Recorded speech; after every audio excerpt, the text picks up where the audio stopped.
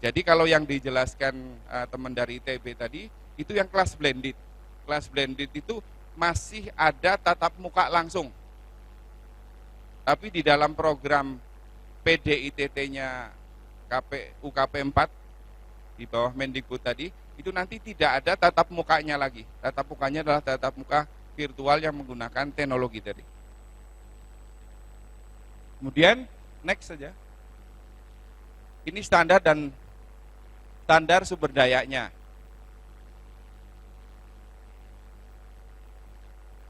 Ya, apa yang diperlukan sebelum dan apa yang diperlukan pada saat proses berjalan. Next.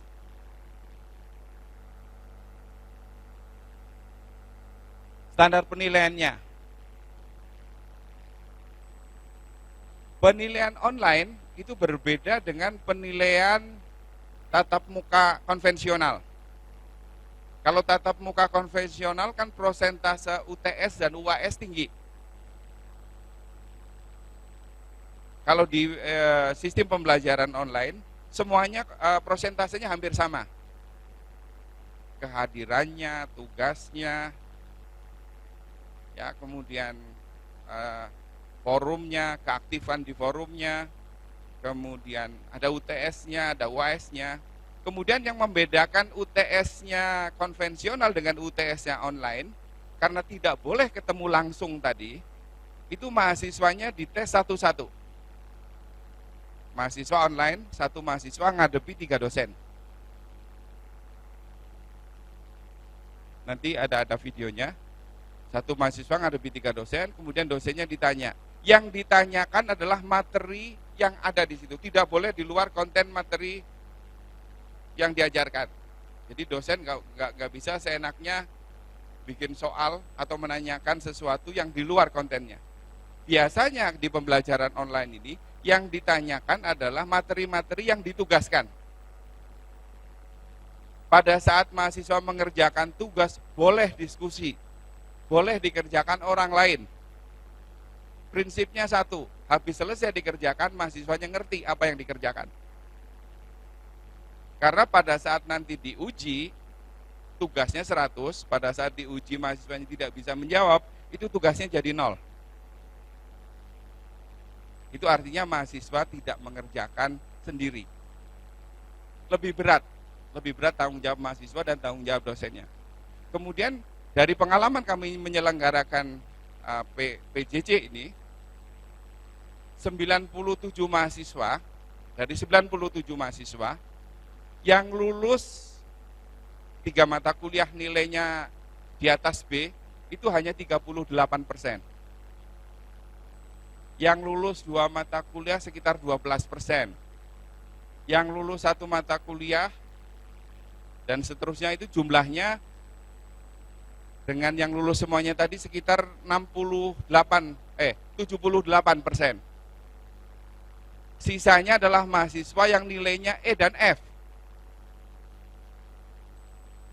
Jadi kalau di kuliah reguler nilai paling rendah kan D ya. Kalau di e-learning ini nilai paling rendah adalah F. Mahasiswanya nggak pernah ketemu dosennya, nggak pernah ngerjakan sesuatu, nggak pernah aktivitas. Dikiranya kalau kuliah PJJ itu, kalau sudah terdaftar pasti lulus. Tidak. Karena Pak Wapres menekankan kualitas dari proses pembelajaran dan materinya. Kenapa mesti kita harus PJJ? Karena intinya adalah resource sharing. Nantinya dosen-dosen yang berkualitas, dengan mata kuliah tertentu tadi, seluruhnya akan masang di e-learning tadi, kemudian mahasiswa di perguruan tinggi lain boleh mengambil mata kuliah itu, nanti ada mekanismenya, itu yang namanya kredit transfer. Sehingga dengan e-learning ini dimungkinkan transkrip mahasiswa nanti berwarna. Misalnya dari 40 mata kuliah, 25 dari perguruan tinggi asalnya, yang 15 dari macam-macam perguruan tinggi. Ya. Kalau di Aptikom bisa ngambil juga di Oxford dan MIT. Jadi nanti transkripnya mahasiswa Berwarna dalam artian materi-materi tertentu dia ambil dari perguruan tinggi lain, baik di Indonesia maupun di luar negeri. Ya, ini standar format materi dan model komunikasi pembelajarannya. Hal yang paling berat bagi dosen yang menyelenggarakan e-learning, waktunya jauh lebih banyak ketemu mahasiswa dibandingkan reguler. Tapi keuntungan dosen yang menyelenggarakan e-learning tidak harus di tempat. Bisa di rumah, bisa di mana saja. Ya, yang penting koneksi dengan mahasiswa, komunikasinya tetap jalan. Kalau di pembelajaran konvensional kan harus di dalam kelas, ini tidak. Mahasiswanya juga begitu. Mahasiswa boleh, bukan boleh lagi, wajib tidak masuk kelas. Ya, karena tidak ada kelas tadi. Ya, berikutnya. Fasilitas, ya. Fasilitas-fasilitas yang diperlukan perguruan tinggi yang menyelenggarakan e-learning.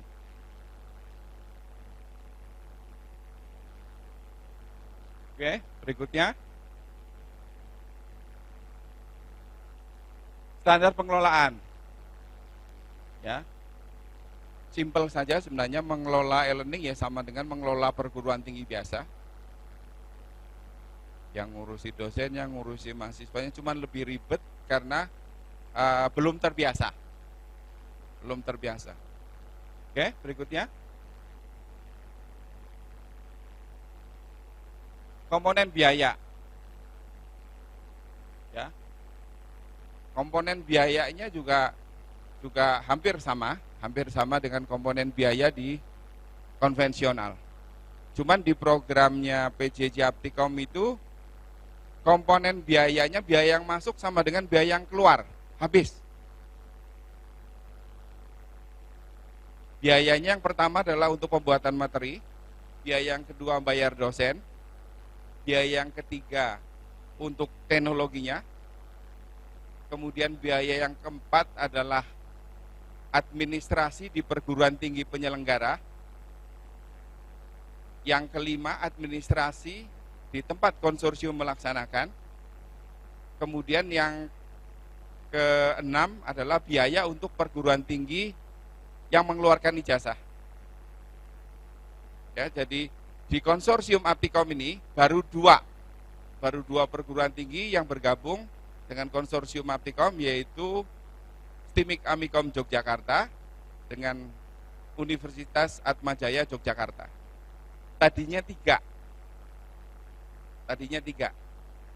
Satunya dulu adalah sebelum jadi Telkom University ya, adalah ITT Telkom.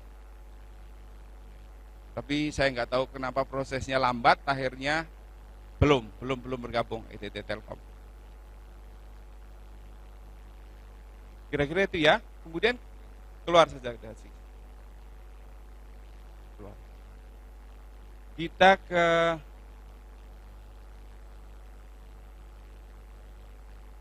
pembelajaran daring.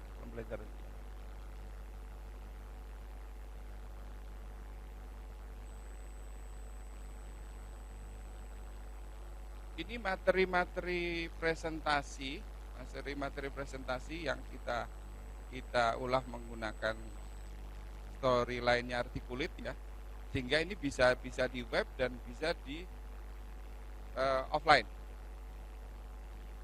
Ya bisa. Ini mahasiswa ya. Jadi di UKP 4 di mana Dikti ada di dalamnya, itu ada kuliah daring terbuka yang namanya KDITT, kuliah daring terbuka Indonesia Terpadu. Sekarang menjadi PDITT.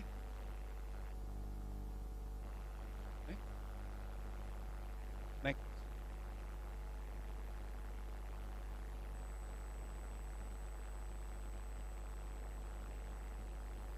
Ya, ini sejarahnya. Sejarah mulanya kenapa perlu kuliah daring. Daring itu bahasa Indonesia baru ya, daring itu apa? Online ya. Bahasa Indonesianya online. Kenapa perlu kuliah daring terbuka? Next. Next. Oke. Jadi tujuan diselenggarakannya PJJ, pendidikan jarak jauh, melalui PDITT, adalah yang pertama meningkatkan APK. Karena Indonesia yang termasuk yang rendah, orang yang usianya kuliah yang harusnya kuliah, itu Indonesia menempati peringkat yang cukup rendah dibandingkan tetangganya, Singapura, Malaysia, dan Vietnam. Sehingga dengan program